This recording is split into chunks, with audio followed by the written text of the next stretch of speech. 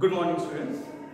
In previous lectures, we had already discussed about the resistance, their combination, their color coding and different several topics related to this current electricity unit.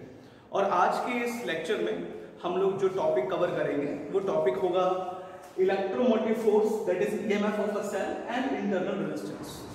So before starting this unit, this topic, first we should discuss a very interesting research story. In 18th century, एक scientist थे, the name was Luigi Galvani. He was Italian scientist and basically he was a biologist. वो एक biologist थे. He was not a physicist. But while dissection of a frog, जब वो एक frog का dissection कर रहे थे, तो उनकी जो ब्लेड होता है, जो स्टील ब्लेड होता है, वो अचानक उस फ्रॉग की किसी ऐसी एक्टिव नर्व से टच हो गया कि उस नर्व ने झटका दे दिया. तो उस समय उस फिनोमेना को गैल्वानी ने बायो इलेक्ट्रिसिटी का नाम दिया. उसी के कुछ सालों बाद एक और इटालियन साइंटिस्ट एलेजांड्रो वोल्टा ने सिमिलर एक्सपेरिमेंट परफॉर्म किया और उन्होंने इसकी एक डिफरेंट थ्योरी दी. उन्होंने बताया कि अगर कोई भी दो अलग पॉजिटिव एंड नेगेटिव नेचर की मेटल प्लेट्स को किसी ना किसी मीडियम के थ्रू अगर कांटेक्ट में लाया जाए तो हम एक इलेक्ट्रिसिटी को स्टोर कर सकते हैं, इलेक्ट्रिसिटी क्रिएट कर सकते हैं. और तब पहली बार एक सेल की डिजाइन उन्होंने बनाया और इसीलिए जो EMF है या पोटेंशियल है उसकी यूनिट को वोल्ट नाम दिया गया. और चूंकि ये शुरुआत ल्यूजी गैल्वानी ने करी, इसीलिए जो प्राइमरी सेल है उसे गैल्वानिक सेल, एक प्राइमरी सेल को गैल्वानिक सेल भी कहा गया. तो ये बड़ा इंटरेस्टिंग स्टोरी थी कि कैसे सेल अस्तित्व में आया.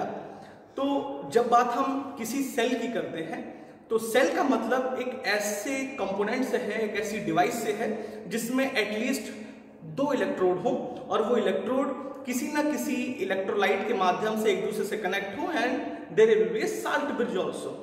तो इस कॉम्बिनेशन को हम सेल कहते हैं. आपने केमिस्ट्री में भी केमिकल सेल्स पढ़े होंगे. It's just like the similar theory we are discussing here. Now we should discuss about the EMF. तो जैसा कि इसके नाम में ही लिखा हुआ है, that is electromotive force, which means there is a motive force which is responsible for the flow of electron. A motive force which is responsible for the flow of electron in the entire circuit is called electromotive force.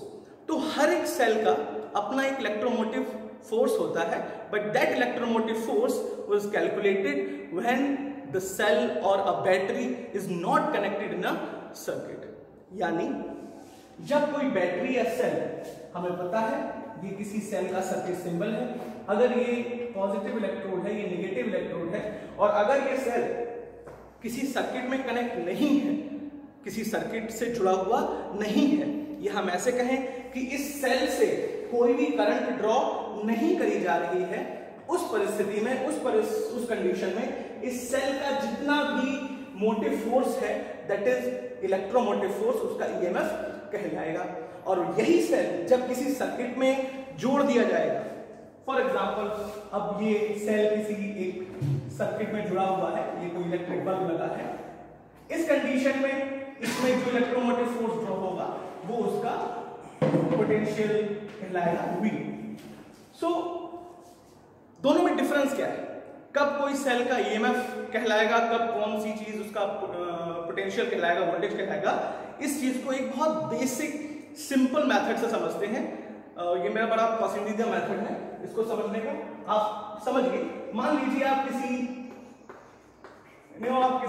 Car के showroom पे हैं, Maruti Suzuki के showroom पे हैं, और आपके पास एक car है. ये कार आपको परचेज करनी है, ये कार है. अब आप जाते हैं, आप कार पसंद करते हैं, कार का मॉडल पसंद करते हैं, तो वहां पर जो डीलर है, वहां पर जो एग्जीक्यूटिव है उस शोरूम का, वो आपको बताता है कि सर ये इतने लाख की है, इसका इतना एवरेज है, और वो आपसे कह देता है कि ये मान लीजिए 20 किलोमीटर पर लीटर के हिसाब से आपको एवरेज दे देगी. 20 किलोमीटर पर लीटर के हिसाब से एवरेज दे देगी और आप कार परचेज कर लेते हो. लेकिन जब आप इसे ऑन रोड लेकर निकलते हो जब आप इसे ऑन रोड लेकर निकलते, जब आप इसको चलाते हो, इसको अप्लाई करते हो, इधर उधर जाते हो, तो पता चला ये आपको सिर्फ 16 किलोमीटर पर लीटर ही दे रही है। तो ये जो 4 किलोमीटर पर लीटर का लॉस आपको हो रहा है, ये कहां से हो रहा है?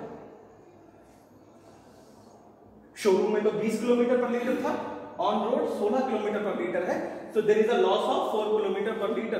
So this is the same relation between EMF and voltage. EMF and voltage.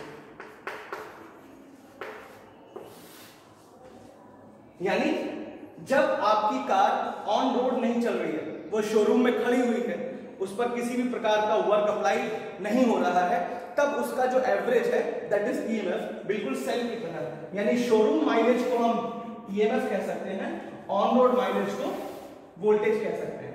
और इन दोनों का जो डिफरेंस है बेसिकली वो पोटेंशियल ड्रॉप है, पोटेंशियल लॉस है, जो किसी भी सेल के इंटरनल रेजिस्टेंस के कारण क्रिएट होता है।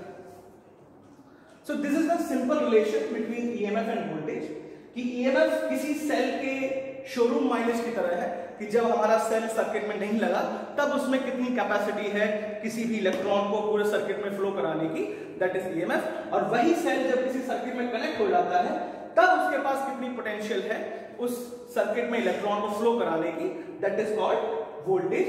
and this is how we can understand the difference between EMF and voltage. Now we should understand the why the internal resistance create. So as we had already discussed that internal resistance creates just because of the collision of the electrolyte, and we will discuss over it. Okay students, तो resistance जो कि अब तक हमने पढ़ा, हमें पता था कि किसी भी कंडक्टर में जो रेजिस्टेंस है वो उस कंडक्टर में इंटरनल इलेक्ट्रॉनिक कोलिजन के कारण क्रिएट होता है कि जितने भी हमारे पास कंडक्टर्स हैं, चाहे वो एब्सोल्यूट जीरो टेम्परेचर पर ही क्यों ना हो, उन सभी के मॉलिक्यूल्स कॉन्स्टेंटली वाइब्रेशनल मोड में होते हैं। और जब हमारा इलेक्ट्रॉन उस कंडक्टर से फ्लो होता है तो वो वाइब्रेशंस उस इलेक्ट्रॉन की राह में, उसके रास्ते में हिंड्रेंस क्रिएट करते हैं, that's why resistance create. Similarly when a electron passes through a cell, then the electrolyte of a cell also have some different free electrons. So when any electron passes through the electrolyte, the solution of electrolyte of a cell, then the electron collide with those free electrons also, and that's why the internal resistance create. So internal resistance के create होने की वजह किसी भी cell का electrolyte है। So if good electrolyte we can use, then we can minimize the internal resistance of a cell. Bad quality of electrolyte will of course increase the internal resistance of a cell.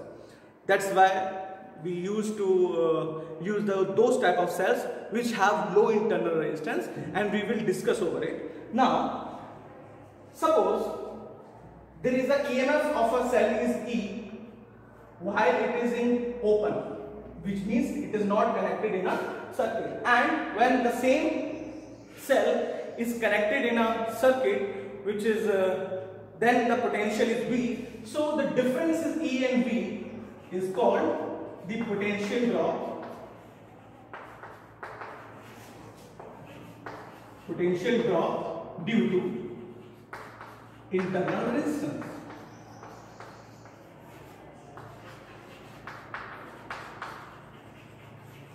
If I is the current flow drawn through this cell, then and small r is the internal resistance. Small r is internal resistance. In that case, E minus V from Ohm's law, that is I times R. So this much quantity will give you the drop of in potential. So E equals to, that is EMF equals to V plus IR. So this is the relation between EMF of a cell and voltage of a cell, potential of a cell, and the internal resistance. So I hope till here you are able to understand what is the concept of EMF of a cell and internal resistance, and how the internal resistance is related to EMF and voltage. In next lecture we will discuss the combination of different cells as we had discussed the combination of capacitors and resistors. In similar way, we will discuss the combination of cells also. Till then, you can watch the whole video. If you have any type of query, then you can write down in the comment box and subscribe the channel. Thank you, learners.